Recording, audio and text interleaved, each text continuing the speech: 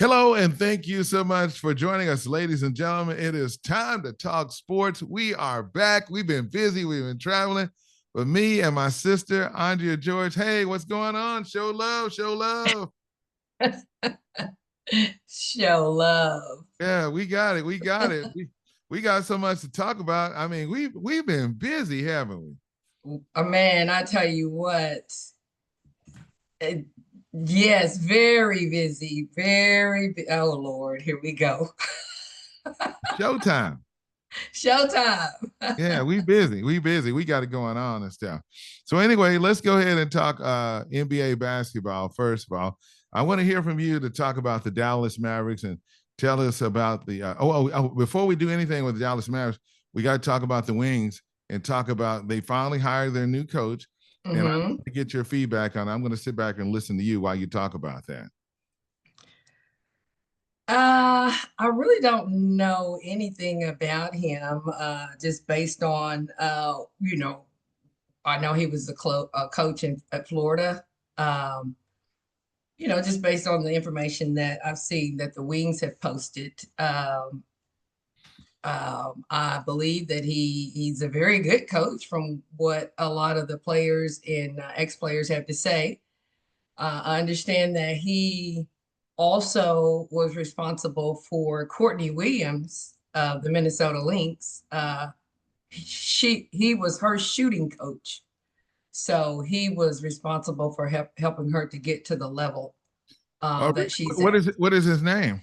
Do you remember what Uh, his name is? Because I was looking at this, for and I was first of all was like, I thought they was going to go ahead and hire Sandy Brondella, but she went to Canada. Is that correct? Oh yeah, old girl got paid. Did they already You say know, how much she getting paid already? They getting paid. That's what the problem is with the organization. that's the problem, and it's a new team. Who wouldn't want to be a coach of a new team? I mean, look at the Valkyries. Look at the Valkyries in the coach, their coach, and what she did by taking on the new team. So I think it was an excellent opportunity for her. I think that situation is going to be much more beneficial to her as a coach with established winning record as opposed to coming into a situation where it looks like we're constantly rebuilding and constantly getting rid of key players that it could have already benefited the team. Yes, Jose Fernandez. Yeah, that's who the Uh, head coach is, and he yeah, came from South Florida, I believe. That's what they're saying. yes, And a little bit about him. I was trying to yeah, put this information up. They said that he was named as the next coach. He's got 35 years of coaching, yeah. 25 years in So, South Florida. yeah. So, good, staying power. Like I said, I had never heard of him. Of course, um, I hadn't followed college basketball, women's basketball, on a regular, I'd say since Chelsea Whitaker, Yeah. But the bottom line is you come in, he's got experience. He's mature. I like the fact that he is a little bit more mature, not really the same age as the players. So I think the respect level will be there.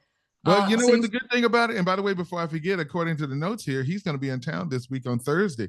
So Mm-hmm. you should be able to go over there and go meet him. So if you got time in your schedule, because right now they said he's done a phenomenal job, and the good thing is he understands the game.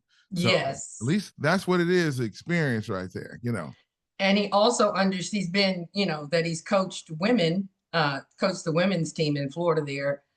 He understands all of the uh, drama, uh, all the Everything that different goes with the game. everything that goes with the game, especially when coaching women. Mhm. There's a lot more to coaching women than there are to coaching men, and I think he's going to have a standard Mhm. on and off the court, Mhm. uh, how you present yourself in public, Mhm. um, how you come across in public, because how you come across in public affects how you look and play on the court. Yeah. So I think there's going to be a different standard set, and I like that. Yes, he will be in town. I believe November the 6th, which is Thursday. right. I think they're going to be visiting the new practice facility. So yeah, well, it's time for Dallas to step up, because if they don't, they're gonna get left behind. So that's you're all I right. say about that. And You're right. so we're gonna see about that. But anyway, speaking of Right. Dallas, Oh no, you didn't. Which trash bin did you get that out of? the one you know what it is? They had a sale on Luka jerseys. You know what I mean? Stop it. Stop it. Hey, let me tell you something. Let me tell you this. I'm just gonna be real. I don't know, and I'm trying to be nice, and because people do be watching what we say. But that deal that the Lakers and the Mavericks worked out, I think the Lakers got the better end of the deal. I think it cost Mavericks quite a bit of money. And then here's the bad thing about it. It's like you got a player who's got a big Band-Aid on him. And who am I talking about? I'm talking about Anthony Davis. Right. What happened to him?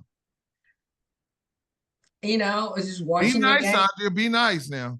I'm going to be nice. Basically, he went into the game, stepped on the court, and tore his Achilles. How do you do that? You do that because you are not personally in the right condition, knowing that you are injury prone. As an athlete, you have to take personal responsibility for your fitness level and making sure that your muscles, your ligaments, your bones, all of that is in tip-top shape.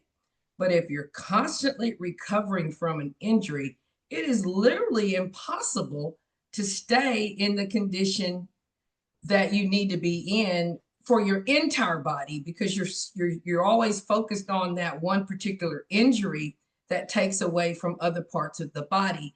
So therefore, when it's time for impact, those other muscles have not been trained and conditioned to be able to take that impact. Because I tell you what, the injury level is just, I've never seen anything like that before, where you injure yourself with no impact, no contact impact, and stepping on the court. I just don't I'm just understand. gonna be honest with you. Just be serious with it.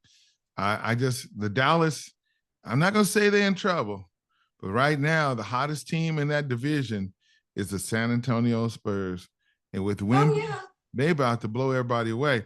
Now, Dallas was in Mexico over the weekend, and they played Cade Cunningham and the Detroit Pistons, and the Mavericks. Leading scorer was D'Angelo Russell. Yeah, he played an excellent game. 31 points. And they were right there. It was a really good game. They were right there, but the closeout at the end of the game. They gave up 35 points. Right there at the very end of the game. And, there's some teams that actually activate their end of the game process, their 2-minute drill or whatever at the end of the game. This is where we're going to kick. You may be conservative with energy or players, maybe beginning of the fourth quarter, but at the end of the game, that's when you catch your second win. There's teams that catch their second win because they know they should be winning, and they do win, such as Detroit did win the game, and exactly what they did. They kicked in at the end of the game, caught that second win. There are teams that talk about catching that second win. In their mind, they think, oh, we're going to do all the right things to close out this game in your mind. But the mind and your actions have to come together at some point. And for those teams that understand that concept, they always come out a winner at the end. Yeah. Let me ask you, what about the rookie, Cooper Flag? How do you think he's adjusted to playing NBA basketball?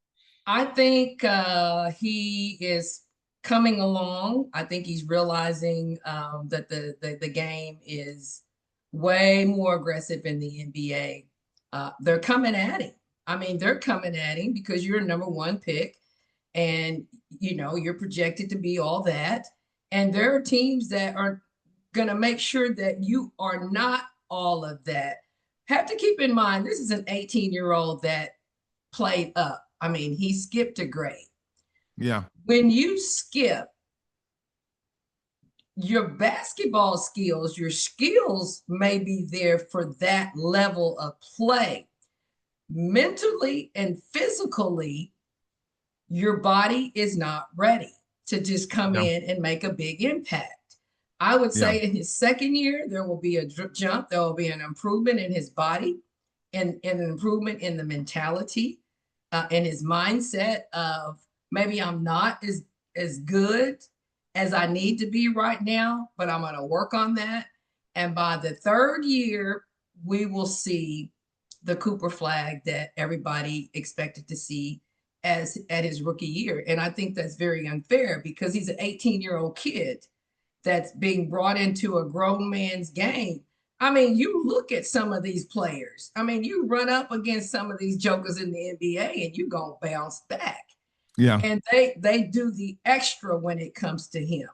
They do the extra foul. They will take some situations, it looks like they will take a flagrant just to prove a point. And that's unfair. But this last game, he played very strong, but I still see the kid in him. I see the kid developing. Yeah. And he'll get there. Okay. Well, checking out the standings. Let me pull them up right quick because I want to let everybody know how we're going. Let's go with the Eastern Conference first because the big surprise has been the Chicago Bulls and the Philadelphia 76ers. We thought that Philadelphia was going to just fall apart, but they said, no, we right here, and they come to play some ball. What do you think about that, Andrea, as I share? All I got to say is VJ Eshcom and Tyrese Maxey. That is a duo that's the ultimate duo because they push the ball. VJ is a killer on that goal. He's like a Dr. J. He taking off from the top of the key. Yeah. To dunk. They're just jelly. That's the young man that played at Baylor, right? Yes. Yeah. Yeah. He's the one that said, in his post-draft comments, he's the one that says that, they did not have any electricity for 7 years. Wow. Yes. We remember talking about him when we did the draft party. Players like that, it's beyond, it's really beyond basketball. It's when he plays, it's all over him of what he's trying to get accomplished. How's that rookie able to do something? Well, I guess because he's a little older. He played at least 2 or 3 years Baylor compared to who only played 1 year at Duke, right? Right. Yeah. Just that a little bit more experience on the collegiate level that allows you to grow mentally, spiritually, physically. And that can be the difference because at a young age, you're trying to figure out things that you're really not mentally capable of figuring out on your own. And they try to take so much responsibility on their own. But sometimes it works out, sometimes it doesn't. But VJ and Tyrese Maxey is a duo that I don't believe anybody likes seeing coming because they are off. All right. Chicago, it's just their time. It's their time. Well, looking at the top 10, you got Orlando, Atlanta, Toronto, and the Knicks, Miami, Cleveland, Detroit, Milwaukee, Chicago, and Philly. But the Boston Celtics and then the Charlotte Hornets. The Charlotte Hornets played the Jazz last night.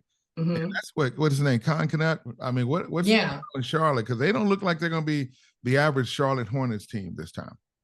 No, I tell you what, they're in Alonzo Alonzo Ball. Yeah, Lonzo Ball. He was out last night, and of course, their top draft pick from last year, or 2022, he's out. Mm-hmm. So they have key people out. But I Mm-hmm. tell you what, their 3-point shooting is exceptional. Yeah. They shoot beyond, way beyond the 3-point line, which pulls that guard way out, pulls the guard to a point to where the guard might think, oh, they can't make that. I don't know how many they made last night, but they pretty much made every attempt. But I was just amazed at the distance. And, that's what's setting them apart, is because they have 3-point shooters. It was 2 of them on the team last night. I just wanted them to sit down Yeah. because they were just killing us on the 3-point line. Killing the Jazz. Yeah. And when you're hitting back to back to back to back threes, that's hard to overcome. And the Jazz, their turnovers. Walker Kessler was out. He was out last night, which is a key rebounder. And that brought me back to memory when we were covering the Wings, and in the press conference, the question was asked about rebounding, why they don't rebound, or why they have a problem rebounding. And the coach said that they no longer practice rebounding in the WNBA. Well, that's the most important component of the game. If you have and I heard a coach say that, he wants his team to have a hunger for the game. Well, if you have a hunger for the game, you're going to rebound because you want the ball. That's what hunger for the game means to me, is you're going to do everything to make sure you get that rebound. And when you're being out rebound, that means you don't have a hunger. You don't have a hunger for the game. Mm-hmm. And I've heard the expression that I can't get in there and rebound and then try to get back. That's called transition basketball. All right. Well, listen, we out of time, and I got to get it saddled up and get up on. Oh, stop it! Stop it! I got to get up out of here. I can't take it no more. I can't take it. You know what? You try to make people believe you're not a Cowboy fan, but I do. Being that we do this stream, there's no telling where you are. You probably down in Dallas with the setup, the take Stephen A and them that are here in Dallas. You probably in a room somewhere down there where they are commentating on the slide, supporting, because you wearing that Dallas Cowboy hat. I didn't say, no, wait a minute, I'm from Oklahoma. We got Oklahoma State Cowboys. Y'all got a basket. You don't believe that? No, and I know you got cows and horses and all that on that big property you got out there in Oklahoma. I ain't seen you ride not one horse yet. So quit faking. You are a Dallas Cowboy fan. I'm up on Parker County. I gotta go. Now you do look like you're from Parker County. I can't tell you. Listen, we out of here. We gotta go. And hey, y'all, just hang out with us. We got more coming up. I'm Cedric Bailey, and that's Andrea Jordan. Until next time.